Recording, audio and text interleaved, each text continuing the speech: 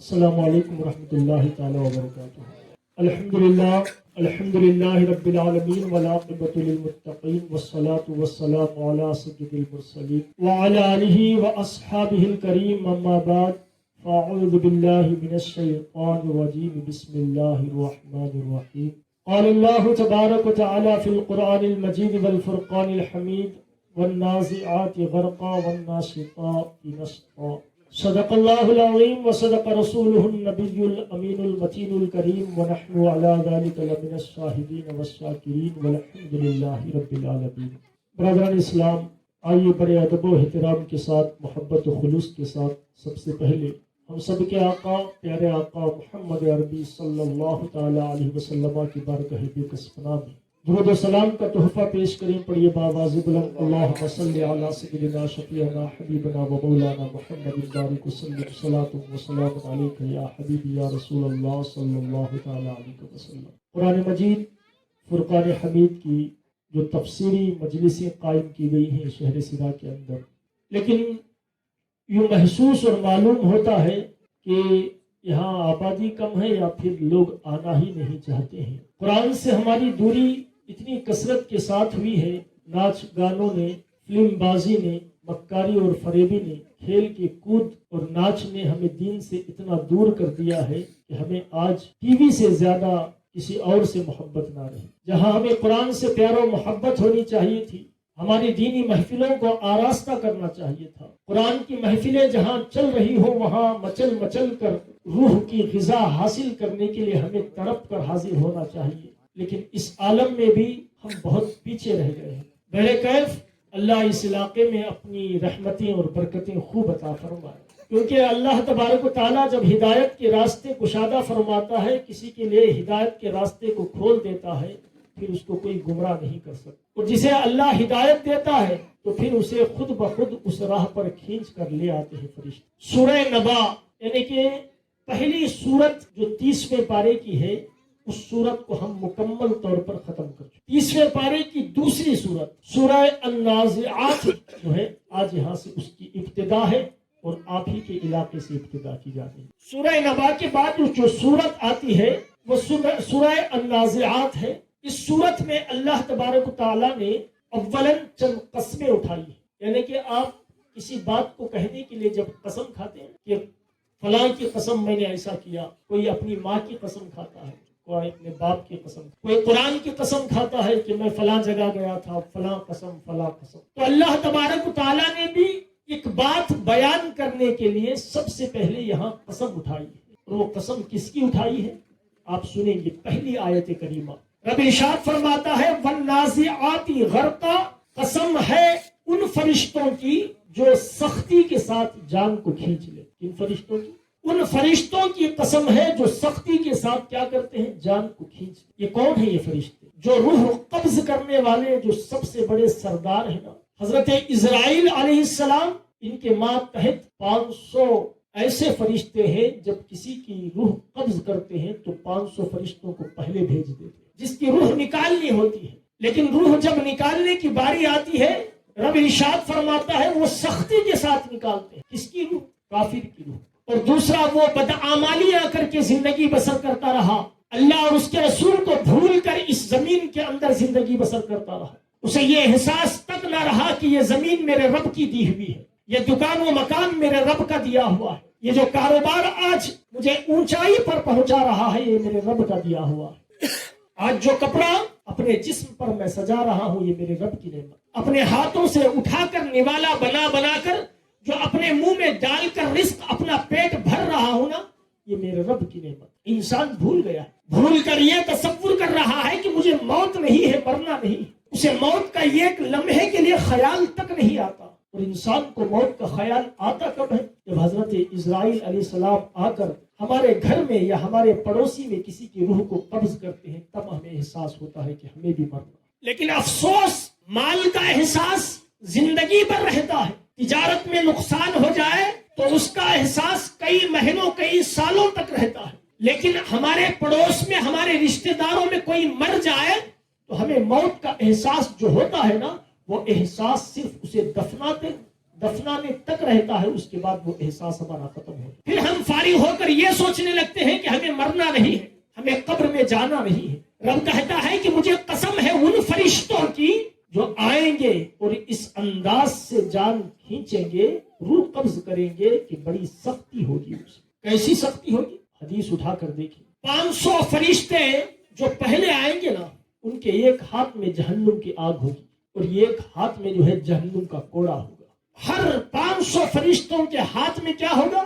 ہر ایک کے ہاتھ میں آگ ہے جہنم کی اور ایک ہاتھ میں جو ہے جہنم کا کوڑا ہے. اور ملک الموت جو روح نکالنے کے لیے رب نے جنہیں رکھا ہے، جو ان تمام فرشتوں کے سردار ہیں 500 فرشتوں کے، وہ ان کے ساتھ ہوں گے اور ان کے ہاتھ میں ایک جو ہے ایسا کوڑا ہوگا کہ وہ لوہے کا ہوگا اور باریک ہوگا آگے سے، اور جو ہے آخر میں جا کر جو ہے اس کا شکل جو ہے موٹا پن کا ہوگا.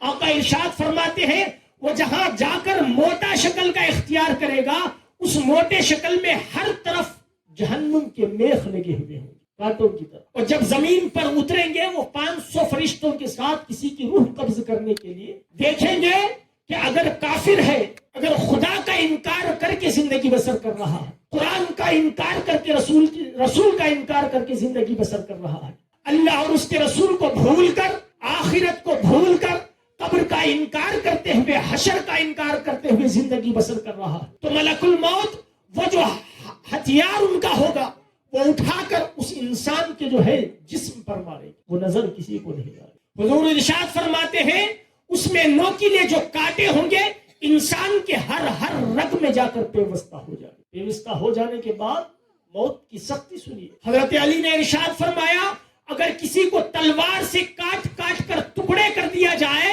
وہ درد نہیں ہوگا جو موت کے وقت درد ہو، جو موت کے وقت درد ہو. پھر وہ جو 500 فرشتے اپنے ہاتھ میں کوڑا پکڑ کر کھڑے ہوں گے نا، ملک الموت کے اپنے جو ہے ہتھیار مارنے کے بعد یہ اپنا کوڑا چلائیں گے. کس انداز میں چلائیں گے؟ یہ فرشتہ وہ جہنم کے آگ اس کے تھوڑی کے نیچے رکھ دے گا گلے کے پاس. وہ پانی کے لیے تڑپے گا، پیاس ایسی شدت سے لگی ہوگی کہ تڑپ کر پانی طلب کرے گا کہ مجھے کوئی یہ گھونٹ پانی پلا دیا جائے. حضور ارشاد فرماتے ہیں اس وقت اگر اس کو 7 سمندر پلا دیا جائے تو اس کی پیاس نہیں بجھے گی، اتنا پیاسا ہو جائے. پھر وہ 500 فرشتے جہنم کے کوڑے لے کر کوئی پیشانی پر مارتا ہوگا، کوئی پیر پر مارتا ہوگا، کوئی پیٹھ پر مارتا ہوگا، کوئی ہاتھوں پر مارتا ہوگا، کوئی ران پر مارتا ہوگا، کوئی پیٹ پر مارتا ہوگا، کوئی پیٹھ پر مارتا ہوگا. جب یہ کوڑے برسانا شروع ہو جائیں گے اور آخری لمحے جب روح نکلنے کی باری آئے گی تو ملک الموت حضرت اسرائیل علیہ السلام اپنا وہ ہتھیار پوری زور و طاقت سے، جس کے سارے کانٹے جو ہے اس کے ہر رگ میں پیوست ہو چکے ہیں، پوری طاقت ڈال کر اسے کھینچے. یہ کوئی ہتھیار اس زمین کا ہتھیار نہیں ہوگا، یہ اس جہنم کا ہتھیار ہوگا. اور جب اس کو کھینچا جائے گا کس انداز سے؟ انگوٹھے کی طرف سے. روح کہاں کھینچی جائے گی؟ اس انداز سے کھینچیں گے، اس انداز سے کھینچیں گے کہ اس کے جو ہے سر سے لے کر جو ہے پیر تک. اور وہ جو شدید سختی ہوگی اس وقت، وہ اس کا تڑپ ہوگی، اس وقت اسے جو درد محسوس ہوگا، اس وقت جو سختی محسوس ہوگی وہ کسی کو بول نہیں پائے گا لیکن خود تڑپ رہا ہوگا. رب ارشاد فرماتا ہے مجھے ان فرشتوں کی ہی قسم، مجھے ان فرشتوں کی قسم ہے جو آ کر جو ہے سختی کے ساتھ روح نکال. ملک الموت کے بارے میں بہت سنا ہے، ہم دیکھا ہے، کبھی حضرت اسرائیل علیہ السلام کو دیکھا نہیں. اگر ان کی حیبت اگر صرف دیکھ لیں ہم، اس دنیا سے ہماری روح اس سے پہلے ختم ہو جائے. حیبتیں ایسی ہیں ان فرشتوں کی. موت برحق ہے مسلمانوں، یہ تصور نہ کرنا کہ آج کھیل تماشے میں، جوا میں ہم اپنی زندگی بسر کر رہے ہیں، ہماری جوانیوں کو برباد و تباہ کر رہے ہیں. اللہ اور اس کے رسول کی یادوں کو بھلا کر، قرآن کی تلاوتوں کو دور کر کے مسجدوں سے ہم دور ہو گئے. ہم یہ سوچ رہے ہیں کہ ہمیں مرنا نہیں ہے. قسم خدا کی موت حق ہے. رب ارشاد فرماتا ہے کل نفس ذائقۃ الموت، ہر ایک شخص کو بھی موت کا مزہ چکھنا ہے. لیکن یہ ہے کہ کسی کی موت سختی کے ساتھ آتی ہے، کسی کی موت نرمی کے ساتھ. وہ ہم پر ڈیپینڈ ہے. ہم بن جائیں ایسے شخص، بن جائیں ایسے نیک، بن جائیں ایسے اللہ کے بندوں کے ساتھ صحبت اختیار کریں، مسجدوں سے ہمارا رابطہ بڑھائیں، قرآن حکیم سے رابطہ بڑھائیں، اللہ اور اس کے رسول کو یاد کرنے والے بن جائیں. تو پھر جب ہماری روح نکلے گی نا تو فرشتے بھی رش کریں گے کہ کس آسانی کے ساتھ اس کی روح نکالی جا رہی ہے، کس آنظانے کے ساتھ۔ اور اگر یہی زندگی ہماری رہی، آج جوا کھیل رہے ہیں، موبائلوں میں زندگی تباہ و برباد کر رہے ہیں، کوئی لوڈو میں جوا کھیل رہا ہے، کوئی پب جی میں جوا کھیل رہا ہے، الگ الگ طرح کی جوا بازی ہمارے اندر چل رہی ہے۔ ہم یہ سوچ بیٹھے ہیں کہ ہمیں مرنا نہیں ہے، تو یہ آج سن لے، خدا کا پیغام ہے، کل نفس ذائقۃ الموت، ہر ایک شخص کو مرنا، ہر ایک شخص کو موت۔ آپ نے نہیں دیکھا ہمارے پڑوس میں کوئی مر جائے نا، انتقال ہو جائے، سب سے پہلے کیا ہوتا ہے؟ اس کو لیٹا دیا جاتا ہے چارپائی پر، ایک کپڑا اڑایا جاتا ہے، تنہا ہے، اس کے اہل و عیال جو ہے بیٹھ کر اس چارپائی کے اگل بغل رو رہے ہیں، آنسو بہہ رہے ہیں، کوئی غم کر رہا ہے، عورتیں اپنا سینہ پیٹ رہی ہیں، کوئی کہہ رہا ہے میرے شوہر چلا گیا، بیٹی کہہ رہی میرا باپ چلا گیا، بیٹا کہہ رہا میرا باپ چلا گیا، ماں کہتی ہے میرا بیٹا چلا گیا، باپ کہتا ہے میرا بیٹا چلا گیا۔ یہ غم کا جو سامان بھرا ہوا ہے نا، اس کے بعد اذان جس مسجد سے دی جا رہی ہے، اس مسجد میں پکار کر اعلان کیا جا رہا ہے کہ آج فلاں کے بیٹے کا انتقال ہو گیا، فلاں کا انتقال ہو گیا، اتنے بجے اس کا نماز جنازہ ہوگا، ظہر کے بعد تو ظہر کے بعد، عصر کے بعد تو عصر کے بعد۔ اعلانات مسجد میں ہو رہے ہیں، اعلان ادھر چل رہا ہے، ادھر جنازے کی تیاری چل رہی ہے، ایک طرف پانی گرم گرم اونٹ رہا ہے اس کے غسل کے لیے، اس میں بیر کے پتے لگائے گئے ہیں، اس کو لیٹایا گیا لا کر غسل دینے کے لیے، چارپائی پر اتنا گرم گرم پانی ڈالا جا رہا ہے، لیکن اسے کوئی ہوش خبر نہیں۔ اس کا ہاتھ ہم جدھر اٹھاتے ہیں ادھر اڑ جاتا ہے، ہم اس کا پیر جدھر اٹھاتے ہیں ادھر اڑ جاتا ہے، اس کے منہ کو جدھر پھرا دیتے ہیں ادھر پھر جاتا ہے کوئی اب بس میں ہماری طاقت ہے، کوئی موت کو روکنے والا؟ اس حالت کو ہم دیکھ رہے ہیں، کھڑے ہو کر سب دیکھ رہے ہیں، لیکن اس سے سبق حاصل نہیں کر رہے۔ حاصل کیا ہم نے سبق، وہاں ہو گیا، اب اس جنازے کو لے کر چل رہے ہیں، کفن ہو گیا اس کا، چارپائی پہ لٹائے، سب لوگ کندھا دے کر مسجد کی طرف چل رہے ہیں، کندھا دینے والوں میں ہم بھی ہیں، لیکن ہمیں موت کا احساس تک نہیں۔ نماز پڑھ لی، قبر میں لے گئے، قبر کے پاس اسے دفنا دیا، ہم اتار رہے ہیں، اس کی قبر میں مٹی بھی ڈال رہے ہیں، سب کچھ کر رہے ہیں، موت کا احساس تک نہیں۔ ہم نے کبھی کسی کو دفناتے وقت، کسی کو نہلاتے وقت، کسی کی نماز جنازہ پڑھتے وقت ایک لمحے کے لیے یہ سوچا کہ ایک وقت وہ بھی آئے گا کہ میرے نام کا اعلان مسجد میں ہوگا کہ میرا بھی انتقال ہو جائے؟ نہیں آئے گا، آئے گا، مجھے بھی اسی طرح چارپائی پر لیٹایا جائے گا، گرم گرم پانی میرے بدن پر ڈالا جائے گا، میرے بھی ہاتھ نہیں ہل سکیں گے، میرا بھی پیر کوئی ہل نہیں سکے گا، میری آنکھوں میں کوئی طاقت نہیں ہوگی، مجھے اس پانی سے بچنے کے لیے کوئی طاقت نہیں ہوگی، میں نہ بھاگ سکتا ہوں نہ بچ سکتا ہوں، لوگ مجھے ایک کپڑے میں لپیٹ کر جنازے میں ڈال کر کندھا دیں گے، جس طرح میں کندھا دیتا تھا اس طرح مجھے بھی کبھی کندھا دیا جائے گا، جس طرح آج میں کسی کی قبر میں آ کر مٹی ڈال رہا ہوں، کسی دن مجھے لیٹا کر جو ہے میری قبر پر مجھے مٹی ڈالا جائے گا، سب لوگ چلے جائیں گے واپس، وہاں کوئی باقی نہیں رہے گا، اور وہاں طوفان آ جائے، سیلاب آ جائے، زلزلہ آ جائے، نہ گھر کا بیٹا کھڑا ہوگا نہ وہاں اپنی بیوی کھڑی ہوگی، سب تنہا چھوڑ کر چلے۔ یہ دور ہر ایک پر گزرنا، یہ دور ہر ایک پر گزرنا ہے۔ ابھی یہ تصور نہ کریں کہ میں ابھی جوان ہوں، میری موت کو مجھے مرنے میں بڑا ٹائم لگے گا، نہیں، رب نے جو مقرر فرما دیا موت آنی ہے۔ یہ سوچو کہ ہو سکتا ہے کل میرا آخری دن ہو، آج عبادت کر لو رب کی، ہو سکتا ہے پرسوں کا دن میرا آخری دن ہو، آج ہم اپنی زندگی کو سنبھالیں، سدھاریں، آج قرآن کی تلاوتوں میں لگ جائیں، اللہ کی تسبیح بیان کرنے میں لگ جائیں، جو وقت ہم جوا کھیلنے میں لگا رہے ہیں وہ کم از کم نیک اعمال کرنے میں لگا لیں، جو وقت ہم جو ہے ایک گیم کھیلنے میں لگا رہے ہیں، ناجائز گیم کھیلنے میں، اس میں درود مصطفیٰ کے لیے درود پڑھ کر وہ وقت لگائے، انشاءاللہ وہ وقت ہماری قبر میں بھی کام آئے گا کہ نہیں؟ حضور صلی اللہ تعالی علیہ وسلم ارشاد فرماتے ہیں کہ انسان کے جنازے کے ساتھ 3 چیزیں جاتی ہیں، انسان جب اٹھایا جاتا ہے مرنے کے بعد 3 چیزیں جاتی ہیں، یتبع المیت ثلاثۃ، 3 چیزیں میت کے ساتھ ہوتی، لیکن ان میں 2 چیزیں ایسی ہیں جو پلٹ کر واپس آ جاتی، یرجعو اثنان، پلٹ کر آنے والی چیزیں 2 ہیں، وَيَبْقَى وَاحِدٌ، اور اس کے ساتھ باقی رہنے والی، قبر تک رہنے والی اور قبر میں رہنے والی صرف ایک چیز۔ صحابہ نے عرض کیا یا رسول اللہ وہ کون سی 3 چیزیں ہیں جو میت کے ساتھ جاتی؟ اللہ کے رسول صلی اللہ تعالی علیہ وسلم نے ارشاد فرمایا اہلہ ومالہ وعملہ، تین چیزیں ان کے ساتھ جائیں گی، ایک اس کے اہل و عیال، دوسرا مال، اور تیسرا اس کے نیک اعمال جائیں گے۔ یہ تین چیزیں اس کے ساتھ جائیں گی۔ حضور ارشاد فرمائیں گے جائیں گے تین چیزیں، لیکن ان میں سے دو چیزیں پلٹ کر واپس آ جائیں گی۔ دو چیزیں کون کون؟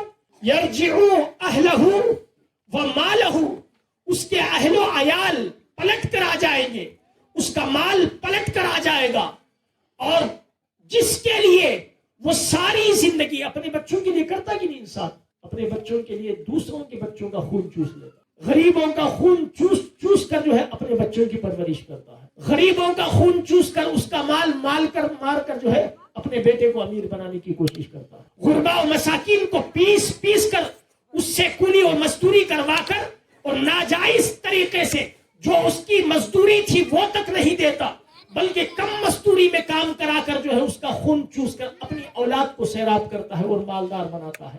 اور جس مال کے لیے، جس اہل و عیال کے لیے وہ کوششیں کرتا رہا، اپنی بیوی کو، اپنے بچے کو خوش کرنے کے لیے اللہ اور اس کے رسول کو ناراض کرتا رہا، اس کے خاطر جھوٹ بولتا رہا، اس کے خاطر تہمتیں لگاتا رہا، اس کے خاطر ایک دوسرے کے ساتھ غداری کرتا رہا، آقا ارشاد فرماتے ہیں وہ اہل و عیال قبر میں کام نہیں آئیں گے، پلٹ کر واپس آ جائے، بچہ بھی اس کا واپس آ جائے گا، اس کی بیوی واپس آ جائے گی، اس کے گھر کا ہر فرد واپس آ جائے، اور اس کا مال جس کے لیے خون پسینہ بہا تھا، نہ دھوپ دیکھا نہ ٹھنڈ دیکھا، ٹھنڈ کی باری آئی تو صبح میں اٹھ کر جاتا کمانے کے، دھوپ میں، کڑی دھوپ میں محنت اور مشقت کر کے کماتا مال کمانے کے لیے، زکوٰۃ کا پیسہ بچا کر رکھتا مال کمانے کے لیے، خیرات نہیں کرتا بچا کر رکھتا مال جمع کرنے کے لیے، بالآخر اس کی موت آئی تو وہ مال جس کے لیے جمع کر رہا تھا وہ مال تو رہ گیا، لیکن یہ خود قبر میں پہنچ گیا، وہ مال بھی اس کا کچھ کام نہیں آیا۔ آقا ارشاد فرماتے ہیں وَيَبْقَى مَعَهُ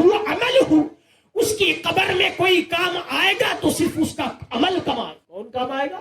اس کا عمل اس کے ساتھ باقی ہوگا، وہ جو نیک اعمال کر کے گیا ہے وہ نیک اعمال اس کی قبر میں نور کی دیوار بنا کر کھڑے ہو جائے۔ جب فرشتے منکر نکیر سوال کرنے کے لیے آئیں گے نا، اس دیوار کے اندر داخل نہیں ہونے دیں کہ نیک اعمال، اس میں نماز بھی ہوگی، اس میں زکوٰۃ بھی ہوگی، اس میں خیرات بھی ہوگی، اس میں روزے بھی ہوں گے، اس میں قرآن کی تلاوت بھی ہوگی، یہ سارے سب کچھ آ کر نیک اعمال قبر میں اس کی حفاظت کر رہے ہیں۔ جو نیک اعمال ہماری حفاظت کرتے ہیں نا وہ ہمارے پاس موجود ہے، مال ہے، اہل و عیال ہیں، سب کے لیے جان لٹا رہے ہیں، لیکن نیک اعمال جو قبر میں کام آنا ہے اس کے پیچھے بھاگنے کی کوشش نہیں۔ زندگی سوچیں، ہم ان فرشتوں کے بارے میں سننے سے پہلے سوچیں، یہ وہ فرشتے ہیں جن کو اللہ نے ایسی ڈیوٹی دی ہے کہ یہ جب روح نکالتے ہیں نا کوئی نرمی نہیں کرتے، جس پر سختی کرنا ہے سختی، اور جس کے ساتھ نرمی کرنے کا حکم ہے اسی کے ساتھ نرمی کرتے ہیں۔ رب ارشاد فرماتا ہے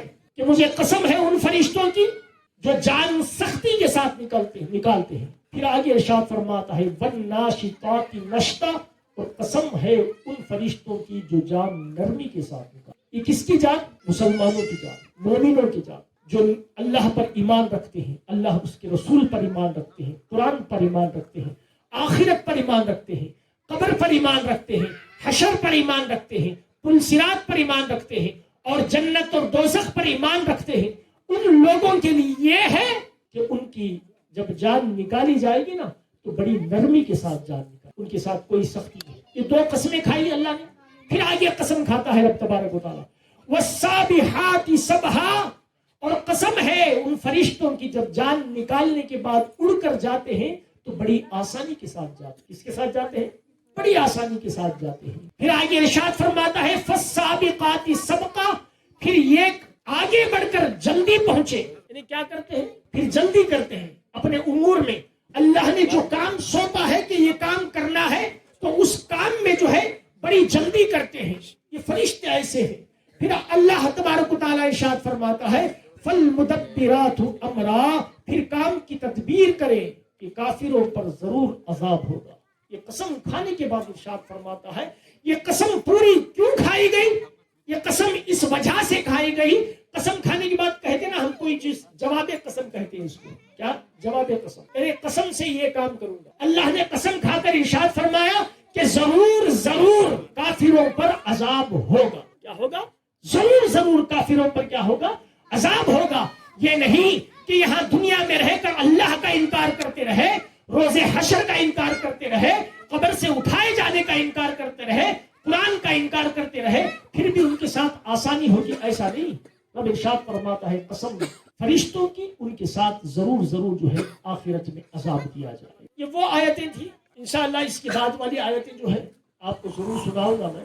اگلی محفل انشاءاللہ کوشش یہ کریں گے کہ آپ ہی کے علاقے میں کی جائے، آپ کی بیوی کالونی میں ہی کی جائے۔ ہم نے سوچا ہے کم سے کم جو ہے 3 محفلیں لگاتار آپ کے علاقے میں کیا جائے، تو پھر آپ سے یہی پرخلوص گزارش رہے گی کہ آپ ہر محفل میں شرکت کریں، ہفتے کے دن اس محفل میں شرکت کریں۔ اس سے کیا ہے نا، یہ محفلیں ایسی ہیں کہ ہمارے ایمان کی روشنی جو ختم ہو چکی ہے نا، وہ ایمان کی روشنی بڑھاتی ہے۔ خدا کا خوف ہمارے دلوں سے آہستہ آہستہ شیطان مٹا رہا ہے نا، وہ خوف ہمارے دلوں میں داخل ہوتا ہے۔ کم سے کم یہ نہیں کہ ہم پورا دن نیکی کریں، نہیں، ہم اپنے کام و کاج سے فارغ ہو کر کم سے کم وقت جب میسر آئے تب مصطفیٰ پر درود پاک وقت نکال کر جو ہے اللہ کا ذکر کریں۔ اور وقت نہیں ہے، آپ کام پر گئے ہیں، وہی مہلت پائے تو نماز پڑھ لیں، اور وہاں مہلت نہیں مل رہی تو گھر واپس آئے تو ضرور رب کے لیے سجدہ کریں۔ یہ جو ایسی ادائیں ہیں دن میں کم سے کم اپنے پیٹ کے لیے کرتے نا، کھانے کے لیے غذا حاصل کرنے کے لیے، تو روح کے غذا کے لیے بھی انتظام کریں۔ یہ نماز روح کی غذا ہے،